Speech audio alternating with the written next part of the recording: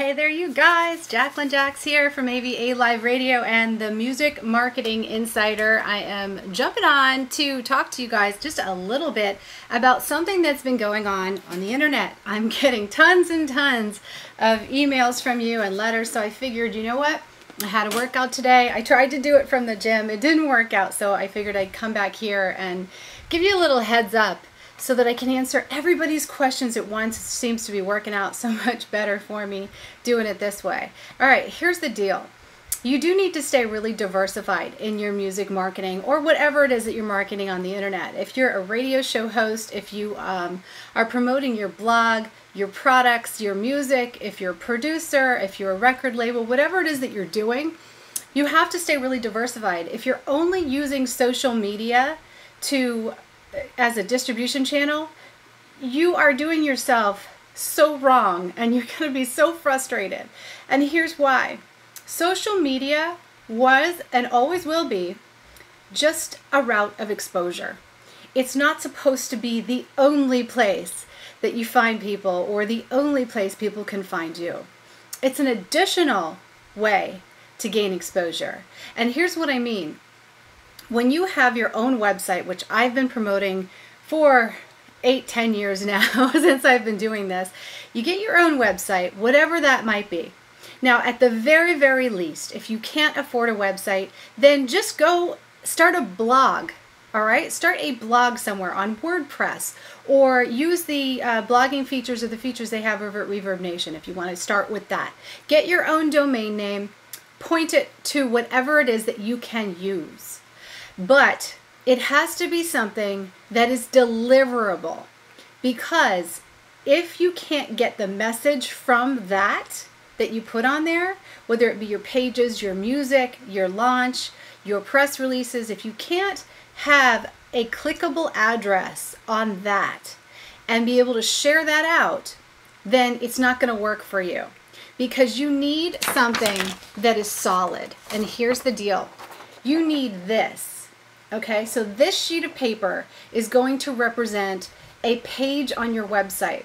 So say it's like this, right? And say the top of it is going to have your, let's just take an album release or a video or whatever it is underneath.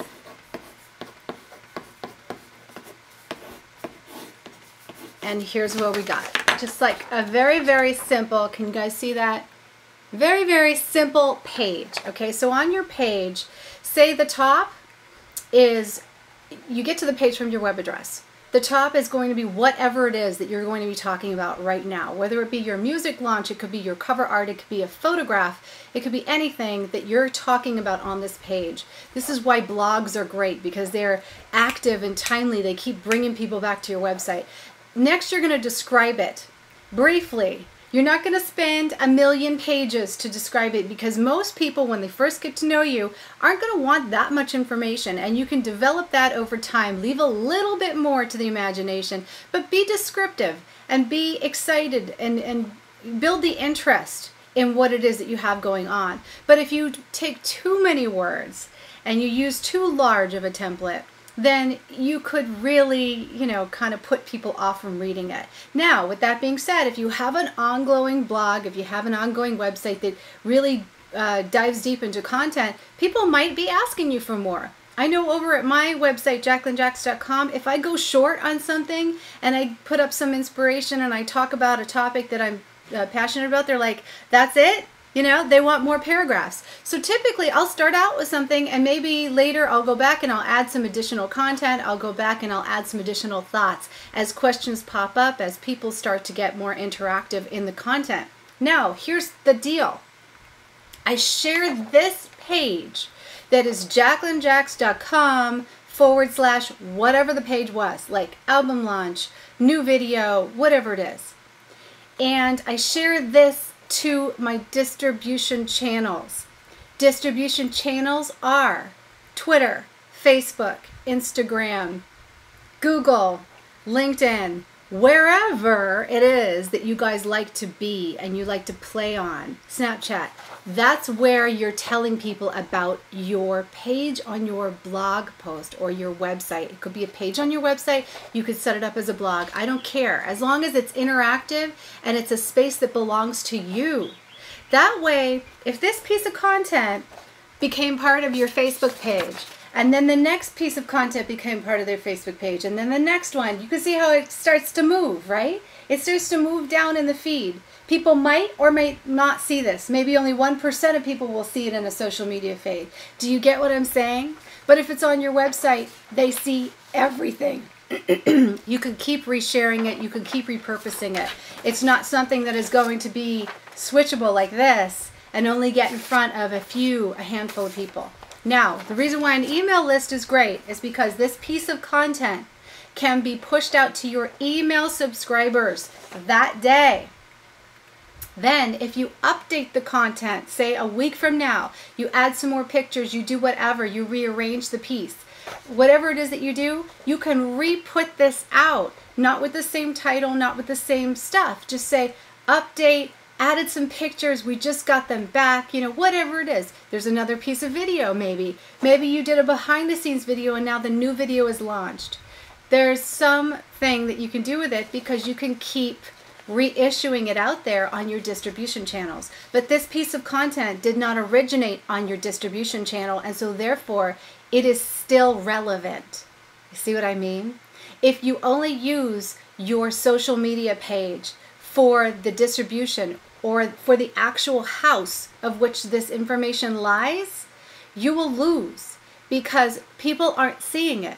Right now, they just released some information on Facebook, and the information is this. They are continuing to prioritize group pages. So right now, at this moment, the Facebook pages that we all have and know and love and have used and have gotten really great responses from in the past are no longer able to get into the news feed without paid reach. Two things before you go anywhere. One, don't pay for paid reach to just gain exposure. It is a losing battle with you. It's very expensive, and there's way more other ways that I have told you to get exposure. Two, do not put all your cookies into one basket. Don't use just one social media page ever. Experiment with different ones. Enjoy where it is you want. If you want to go over to Instagram, that's really hot right now and so much fun. Go and play on Instagram. But make sure that clickable link and those DMs are leading back to your website where your content is not as instantaneous and it won't disappear. You want things that you build and things that you spend time on to be as timeless as possible. You need to think in future of a year down the road when somebody wants to hear this album, where are they going to find it? You can't show them all on one social media page, but you can have them all on your website. Now, on every page, there should be a way for people to purchase. So down on the bottom, you should make it very, very easy for people to purchase whatever it is that you're talking about, and also for people to be able to sign up for your email list. So that should be a good call to action where they have that option, not a direct order, but the option of staying in touch with you and getting your emails, if they love what you have to say, directly to their inbox on email. This is the best way to stay in touch with your audience and the best way to build your audience. It also is a great indicator whether you're hitting your mark or not. If nobody's signing up for email, but yet you have them on your website and you also have it on all of the content pages, then you know that the content you're pushing out versus the people that you're reaching isn't really matching up there. So that's really, really important as well, that you keep an eye on that factor and measure it. If you want help, of course, I'm always available for consultations. That's what I do pretty much all day long. This talk, though, is really going to help you guys out as far as what to do with your social media. Now, right now, because the pages are kind of locked down and you don't really want to pay for organic reach, but yet they're not putting your posts in the news feed unless somebody has already signed up to receive notifications of your Facebook public page. Then all you have to do is start a group page. and start loading your audience to your group page and start functioning from that. But I highly recommend in this day and age that you have only 20% advertising and 80% interactive content. That's things that people will enjoy in the actual space you're in. Now the 20% can lead back to your blog. You could always put up and encourage people, hey, if you want to see more about this, I shared some more photos on my blog, so go check it out. Here's the page. The video is going to launch on the blog soon. Here's some pictures from the video shoot. I mean, it's really easy to put those leaders out there and still have it be fun for people to engage with on the pages, but yet where if they want to see more, they have the option to go find it really easily. I also recommend part of that 20% of marketing be you sharing your email list, where people can find your email list, where people can buy your music, but it shouldn't be 80%, because if you'll notice, not a lot of people are going to engage with that until they've already fallen in love with you, and they can't fall in love with you if they don't know you. So if you're only advertising and putting up, banners with heavy text on them and stuff, people are just going to, screen right past it. It's not something that they're really looking to engage with on those social media platforms. Another thing I want you to consider is develop the content that the space actually wants to see. So within each of these spaces, and I put out lots of tips right here on this YouTube channel about what each space wants to see. Like I have another one coming on Tuesday. Those spaces are really reflective of the right kind of content. In the last year and a half, people have really done well with video on Facebook pages. Now video is starting to decline a little bit because they've focused full-time on groups. They're even giving you insights in groups. They're giving you ways that you can connect with members and really make that space conversational and very supportive of its members. That leads me to one of the previous talks that I had. Be really supportive of the people who follow you. You're not supposed to talk at them. You're supposed to help them out and be with them in this journey. It's not just about you, even though it's your social media page, but if you want people to come back to it, you're going to have to make it more about them. And then they'll make you a focus. But unless you give, you're not going to get. I've talked about that a lot on this channel, and I really hope you're taking heed to it, because that's the mindset of people today.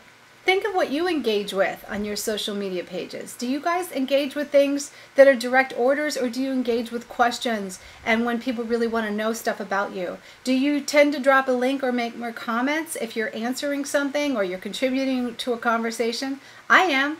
And if you are and I am, then why not put that on your page?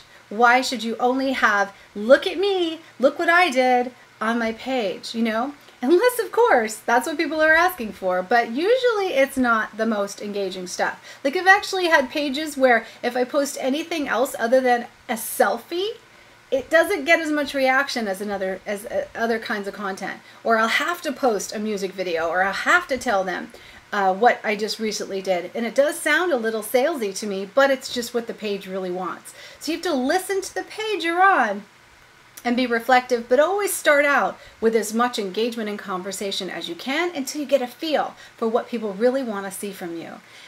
At the end of the day, you can just ask them. I've actually done live streams where I've gotten on there, and when I started to get people involved in the live streams, I said, hey, what do you guys want to see more of this week? Do you want to see me do a live stream? Do you want to see me behind the scenes of a photo shoot? Do you want me to make more tutorials? What is it that you want to see? And I got the wildest things. Like I said, I'm doing a camera challenge every month. I'm going to pick a camera and I'm going to try and take some pictures with it. And I put that on my Facebook page. Well, people started saying, hey, go walk around your neighborhood. I want to see pictures of, things that you see. Take your camera with you and just take some cool pictures. It doesn't all have to be of you. It can be of just stuff, that you're doing. I'd love to also see some video of you, like in your daily routines or whatever it is you do.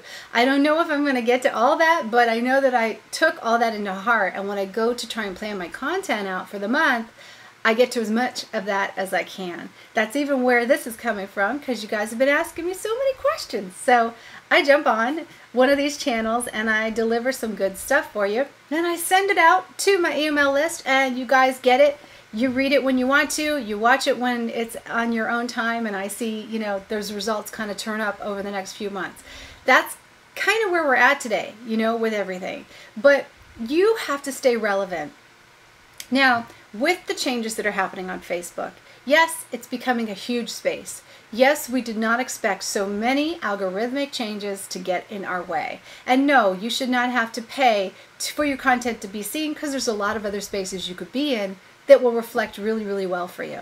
So what I recommend, go over, try a group page, move some people over to it, see if they're really going to respond to you, see if you can get that content down on that page. If you don't like Facebook at all, head to Twitter. Twitter's still doing great. Twitter's an awesome conversational text message type of feed that I love. It's reflective of images. People follow the links. They do stuff on it. They haven't shut down a lot of those outside links yet where like they give you a hard time if you try to follow the link. You know, stuff like that isn't happening there. It's also, Instagram's a great place. When you're in Instagram and you're talking to somebody already and they want to see more, you can DM them a video link and they can still follow it. So there are ways to get your content out there. You just have to be creative, stay innovative, and be in the moment. Because if you're beating yourself up on a social media page that's always already moved past you, then you're wasting your time, guys. Don't keep doing that.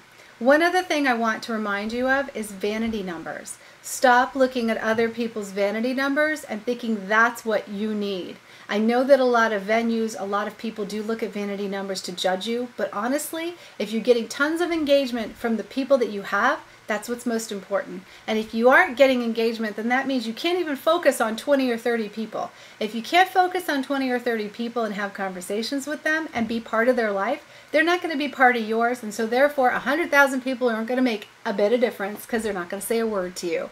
Think about that when you go on these channels to try and make things better for yourself.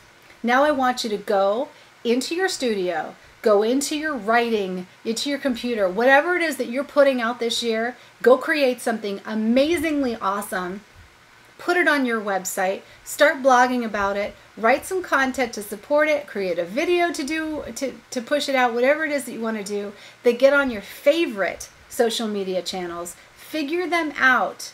Figure out how people are getting the best content or create how you have the skill, using your skills to create the best piece of content that you can and start getting exposure that way. If you want more tips, just stick by me on this channel and subscribe to it so that you can get delivered the content. I also have an email list at musicmarketinginsider.com if you want the show notes, the list of what I advise you to do of any of these videos, and to keep you on point.